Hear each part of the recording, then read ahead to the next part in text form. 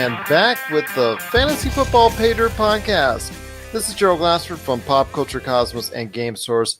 But it wouldn't be a Fantasy Football Pay Dirt Podcast now, would it, if it weren't for the Fantasy Football Guru? If you need to ask him questions on fantasy football, please join us today at the Fantasy Football Pay Dirt Podcast Facebook group. You just sign up. It's that easy. Takes just a couple seconds. Boom, you're in the group. You got over 200 different kinds of fantasy football owners that are out there, all sharing their opinions on trades, waiver wire pickups, and the whole 9 yards. And you can ask even him directly with any questions that you might have covering the world of fantasy football. Anything else, you're on your own. But it is, my good friend, our guru indeed. It is Tyler Baker. Another great weekend in the NFL, my friend. Oh, man. Did you happen to see that Rams-Saints game? I made an effort to check it out. What a shootout. Kind of surprised me a little bit because it just shows that a good offense is better than a good defense. Yeah, I don't think the better team won, but you have to give it to New Orleans. Drew Brees, I mean, he's just so good. 346 yards, 4 passing touchdowns. I mean, when he's in the zone, you're not going to stop him. Aaron Donald, all those guys up front, you're just not going to stop Drew Brees when he gets in the zone. And he is just having one of those years, breaking records. Of course, they were playing at home. And when you play in New Orleans, that is an advantage for the Saints. But man, what a great game. It was high scoring. And each one of these teams is just so packed with talent. It was such a pleasure to watch. Now, you had said that you thought the better team lost, and you and I both had talked about at length over the course of the season how we both thought that the Rams are the best team in the NFL, or were the best team in the NFL. In fact, we both probably still think, when it comes right down to it, that the Rams are still the best 53-man roster that's out there. But seeing the evidence of what happened this weekend with the game in the Superdome, if the New Orleans Saints get a playoff game against the Rams in the Superdome, i.e. an NFC championship perhaps, there could be some really good, not only could be a barn burner, not only could be a great shootout, but they definitely do stand a chance of making a great impression and heading on to the Super Bowl if that's the case.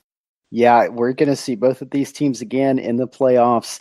And if the two best teams in the NFC go and meet in the NFC Championship, it could be these two teams. I still have some questions about New Orleans, but we very well could see these two teams again, and they're going to be watching a lot of this game to prepare for the next time that they play. And I can't help but wonder when Sean Payton is going to stop putting Taysom Hill in.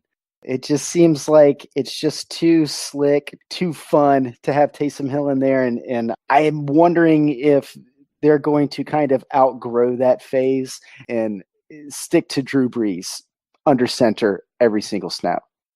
Well, what bothers me is the fact that you go out of your way to create a defensive line with a whole bunch of great names, and then you go out at the trading deadline and get one more, and you still cannot effectively rush a 40-year-old passer that's out there. Just blows my mind how the schemes of an offensive line, when it's done correctly and when you have effective offensive line play, that can neutralize a whole entire defense, especially a vaunted defensive line. Yeah, they're going to have to get used to playing together a little bit. That's going to take a little bit of time. But Drew Brees, like you said, he didn't take a sack tonight. The guy was just amazing. He was in the zone at home. This is just one of those football games where, I mean, he's one of the best quarterbacks in the NFL, and he showed it. Once again, it is Tyler Baker from the Fantasy Football Pay Dirt Podcast. You can check out our extended episodes each and every week on the Pop Culture Cosmos channel on Spotify, Apple Podcasts, Podbean, and over 30 different podcast outlets. Plus, if you have any questions for him, you can email us, popculturecosmos@yahoo.com. But a great place to go is the Fantasy Football Pay Dirt Podcast Facebook group, and you can ask him directly. He just loves helping out people when it comes to fantasy football. There was also other great performances this weekend in the NFL. One I can obviously tell you that you saw, I know as well, was in New England, where they pulled away at the end from a very solid Green Bay team.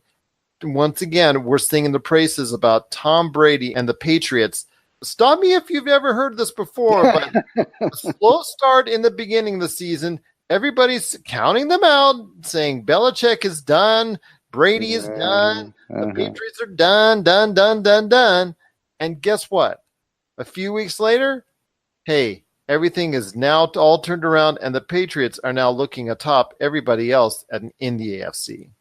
Yeah, and they have Cordell Patterson as their leading rusher in this game with Sony Michel banged up. I mean, that's just so Belichick. It would have been nicer if his derriere actually had crossed the end zone, since I had him on my fantasy football lineup this week.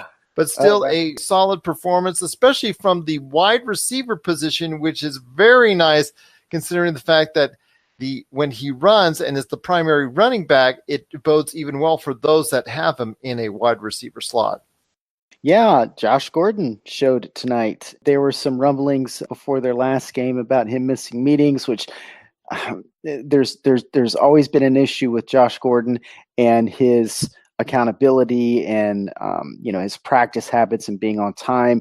And the Patriots are just one of those organizations that they just don't tolerate those types of mistakes. And so it looked like that the ground was a little shaky, and it still is a little shaky. I think he has one strike and he's out, but he seems to be on the right path, and he showed what he could do tonight. It seems like he's moving a little bit better. In the past weeks, it seems like maybe he didn't quite have his feet under him. He looks better now. He looks athletic. And of course, when the ball's in the air, he's one of those guys where he's going to go get it. And defenses better start accounting for him too.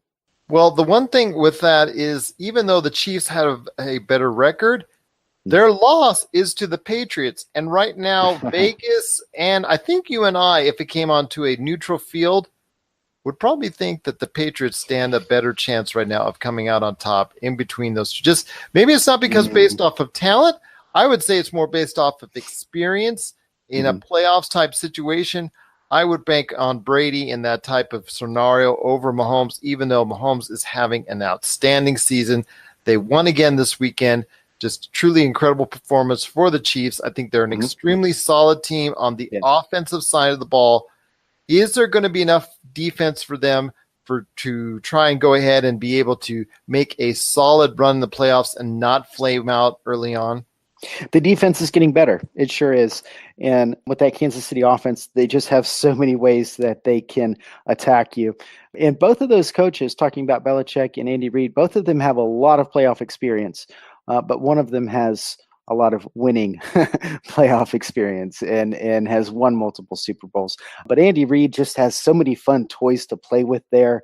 Kareem Hunt was the one that had a big day today, as well as Travis Kelce. And, next week it could be Tyreek Hill and Sammy Watkins. I mean, there are just so many things that this offense can do. And, as the season progresses, and if this defense can continue to improve, I still think we're going to be looking at Kansas City as one of the best teams in the AFC. Once again, it is Tyler Baker from the Fantasy Football Patriot Podcast. You can check out our extended episodes each and every week on the Pop Culture Cosmos channel on Spotify, Apple Podcasts, Podbean, and over 30 different podcast outlets. Plus, if you have any questions for him, you can email us, popculturecosmos@yahoo.com. But a great place to go is the Fantasy Football Patriot Podcast Facebook group, and you can ask him directly and even send him private messages as far as what type of lineups or changes if you're worried about someone else prying eyes, as far as they're prying eyes into exactly everything going on with your lineups, whatnot. If you need to make some private messages for him, he can take that as well. But he just loves helping out people when it comes to fantasy football. My friend, it was another great weekend, like I said, in the NFL. A lot of great matchups. I told you under the radar, and it was still a great game. That was in Carolina, where, again, you called it, my friend. Some great matchups are ahead for Cam Newton, including that happened this weekend. But the Fitzmagic, pretty good. Yeah, four yeah. touchdowns, Four touchdowns. Yeah. 2 interceptions, and that's okay. But still, your thoughts on Carolina and the fact that I listened to what you had to say in recent episodes about Greg Olsen. I was very hesitant to put him out there. For good reason. And I was just, shame on me for not doing so, because the fact is he came back strong. Is he going to be a viable option going forward, or is the injury risk just too great? You know what? It's been, 4 games now since he's been back? I think 3. I think 2 or 3. Okay. It's been 3 games since he's been back. It looks like now he's into his role, in there every play, and he's managed to get this far without the foot re-aggravating. I mean, it's always going to be lingering, but at this point, we've seen him come out. We've seen him produce. He was very efficient today.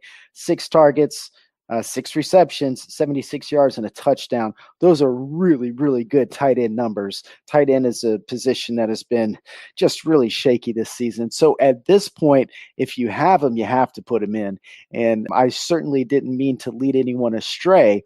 But when he had that foot injury last year, he didn't have surgery on it, came into this year and immediately hurt it. There's always the risk that he's going to re-injure it. But with fantasy football, you really have to balance the risk versus the rewards. And there's just a handful of tight ends that you feel comfortable playing every week. I would now consider Greg Olsen, since we've seen him play well, and doesn't seem to be affecting his foot. I think that he's one of those guys that you can feel comfortable playing from here on out, because that offense really is lacking in receiving talent.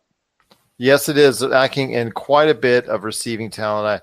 And they're very heavily dependent on, like you said, a lot of things going on within the running back and also the tight end position. So going forward, I think I might have to go ahead and take that chance, because the points that he got this weekend were just too good to pass up going forward week in, week out, until, like you said, the inevitable may happen and he might re-injure that foot sometime soon.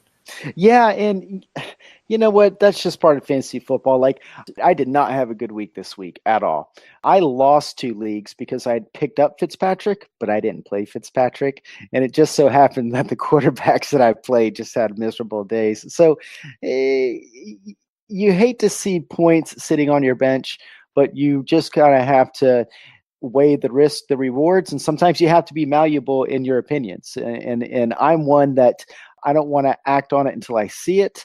And we've definitely seen it from Greg Olsen. And there was another tight end today, with the trade that happened in Denver, sending Demaryius Thomas on his way. We knew that Courtland Sutton was kind of the next guy up, and he's kind of a clone of Demaryius Thomas. But that wasn't the biggest beneficiary. The biggest beneficiary was Jeff Howerman, the tight end there. He had 11 targets, 10 receptions, 83 yards, and a touchdown. Anytime a tight end gets 11 targets, that is huge, and he managed to catch 10 of them. Now, they've used Howerman actually with pretty good consistency this year, and he's had a lot of those kind of high value targets, like around the goal line type things. But now that Demaryius Thomas is gone, now we see a tight end emerging that, this is certainly a breakout game. I don't know how consistent this type of production is going to be, but when you see a tight end put up numbers like that after a major change in the offense, or at least a pretty significant personnel change, you should definitely take notice. So if you're hurting at tight end, that might be another tight end that you could go to the waiver wire and pick up this week. We'll be right back with more of the Fantasy Football Paydirt Podcast. Looking for an edge the next time you take on your favorite video game? Then check out Vitabrace High Performance Gamer Wristbands. Packed with the power of fruit seed oil, Vitabrace is clinically proven to help improve performance, giving you a better gaming experience. Head to miraclefruitoil.com and use the promo code MEDIA10 to get $10 off your Vitabrace purchase. Whether you're looking to beat the time on your latest speedrun or are fighting your way to the top on your favorite multiplayer or battle royale, Vitabrace can help you reach your gaming goals. Buy Vitabrace today at miraclefruitoil.com. That's miraclefruitoil.com. Vitabrace. Win with it. We spoke at length on last week's shows regarding the NFL trade deadline. How did some of these moves affect not only the players that we were talking about, but more so importantly, the teams and what they're doing to make changes because of those trades? Yeah, well, there were, I tell you who didn't have a big day, and that was Kenny Golladay. That dude crushed me in some leagues this week. It was not a good week for me for fantasy football, but Kenny Golladay really broke my heart this week. Now, some of these other guys that have just switched teams, Demaryius Thomas actually got used a lot there in Houston this week, but, of course, they're without Will Fuller for the rest of the year, and Kiki Cutie didn't play. So it's kind of a necessity that Demaryius Thomas was used this weekend, and he's a pro, so you can expect him to come in and be productive. And he was targeted 3 times, caught all 3 of them for 61 yards. Not bad for your debut. But there were quite a few changes this week. Most notably, Hugh Jackson finally got the boot. And wouldn't you know that Duke Johnson is a great football player, but he's really just been the invisible guy there in Cleveland for about 2 years now. And it's insane because he's a great route runner. He has great hands. He's super athletic. So why hasn't he gotten the ball? Well, the new regime there, I guess, has figured this out because Duke Johnson, 9 targets, 9 receptions, 78 yards, and 2 touchdowns today. That is huge. So where a lot of changes have been happening there, not just with the coaching change, but also Carlos Hyde got shipped off. Nick Chubb is certainly going to be the early down back, but you are going to see Duke Johnson become a bigger part of this offense if this game is any indication about what this team's going to look like moving forward. Once again, it is Tyler Baker from the Fantasy Football Pater podcast. Catch our extended shows each and every week on the Pop Culture Cosmos channel on Podbean, Spotify, Apple Podcasts, and over 30 different podcast outlets. My friend, is there any last thoughts on the weekend in the NFL? It was full of great matchups, a lot of interesting and intriguing opponents going after each other, a lot of great numbers that are out there.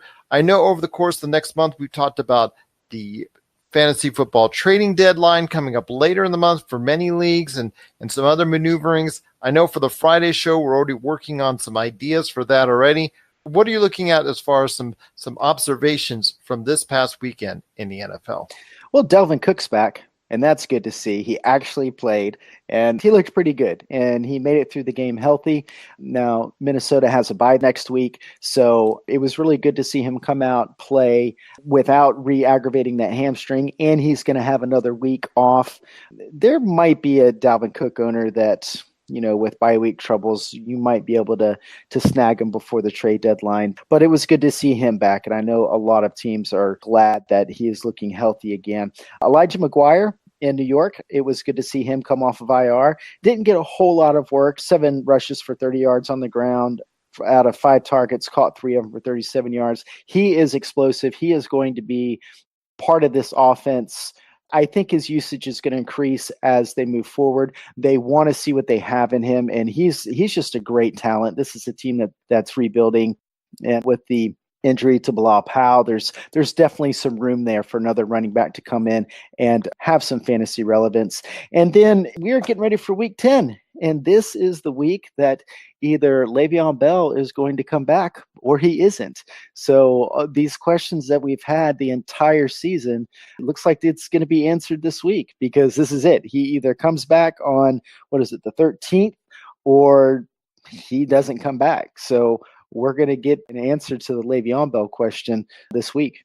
The deadline is the 13th, and if that's the case, it's still about it's still about a week away, so he still has some time to decide, one more weekend. But I think we're going to start getting inklings of what he's going to be doing within the next few days. We should hear through the rumor and the rumor wire, and as far as the NFL insiders and all that are trying to gain an edge on exactly what's going on with Le'Veon Bell. I think we should start hearing some rumblings, maybe the middle or late this week, on what he's going to do if he's not checked into camp already.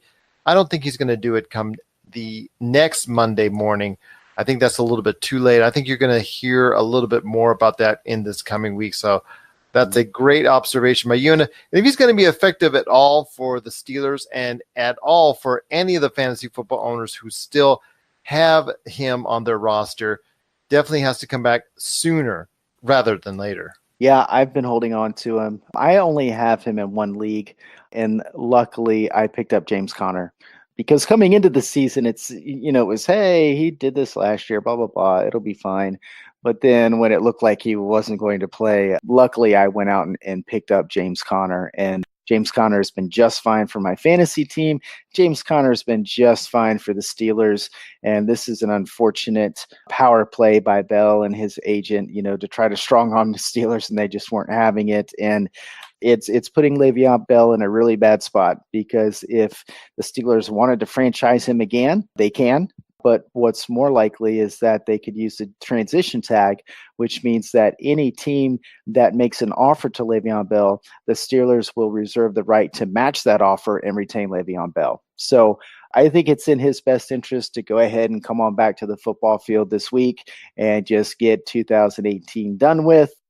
And if he comes back, and you and I have talked about it, I don't see any way that it's not a split, at least for the first couple of weeks. And maybe we'll see where it goes from there. But any way that Bell can help the Steelers win, they're going to utilize that. And Bell's still a great running back. And he can do things on the field that James Conner just can't do. True, but he might be severely out of shape. You never know. He could be. I would be surprised. If he comes in and he's out of shape, every single general manager in the National Football League is going to see that. And all of these millions of dollars that he wants to get next year, it ain't going to happen. If he ditches the team because he wants more money, and then he shows up finally out of shape or fat or whatever, man, it's severely going to affect his bottom line next year. And Le'Veon Bell's a veteran. He's in the prime of his career. I'm pretty sure he's going to come back, maybe not in football shape. It may take a little bit of time for him to, get into football shape, but I don't expect him to come back out of shape necessarily. And that's what I was meaning to say. But not necessarily. He wasn't in. He probably won't be in football shape. No, he won't that's be. That's going to take a little bit of time, and plus get the contact that you're used to having as a running back. So those type of deals, to me, need to be a factor before you go ahead and put him back into your lineup as a flex, as a starting running back, what have you. You need to see how he looks first off after he takes his first few hits. What is his first game back going to be like? Is he going to pick up his win back? Mm-hmm. How does he look? A lot of fantasy football owners that still have him or might be able to be fortunate enough to pick him up off the waiver wire are definitely going to be looking at that if and when he comes back. And if he comes back soon, we'll be able to talk about it on our Friday show. And if not, you can imagine we're going to be having that again as a subject come our Monday show. Sure. And it's going to be in everybody's best interest for him to come back and split time.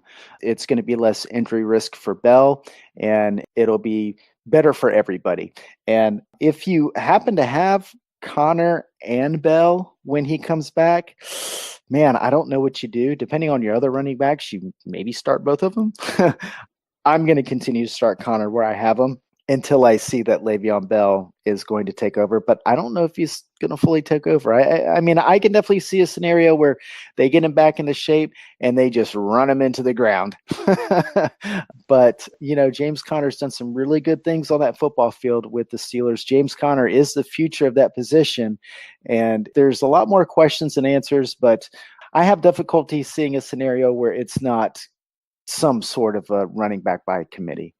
I imagine it will be, but I see for the good of the team that they rely more heavily than what you're expecting or what you're thinking with James Conner. I think for the team to go ahead and be cohesive and be supportive of what's going on, they will go ahead and tell the coach, if need be, that they want to support James Conner because James Conner's been with them through the fight throughout the entire season. Mm-hmm. And I still see James Conner getting the bulk of the carries until playoff time. And if that's the case, they might go with Le'Veon Bell a little more often then. But I think for the rest of the season, I think it's still going to be an issue where if he does come back, they're going to be in this essentially like warming him up, so to speak, for the playoff run. Yeah, and I mean they're poised to make the playoffs right now. They're leading that division, and even if they don't win the division, I mean they're 5-2-1 right now. That's still in pretty good shape. So yeah, I think you're right, and I do think that Le'Veon Bell gives them the best chance to win. Le'Veon Bell is much more shifty. He's maybe doesn't have that power element that Connor does, but in all of the other areas, he is better than Connor.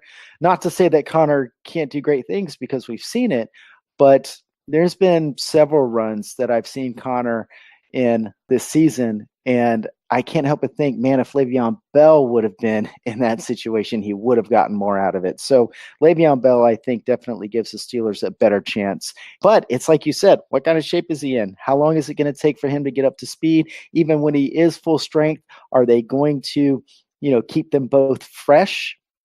I think it's going to be somewhat of a committee. And the beginning of that committee is going to be leaning more towards Connor. But then, like you said, towards the end of the season, when the playoffs come around, I think you're going to see that sway a little bit more in Bell's favor, if he even shows up.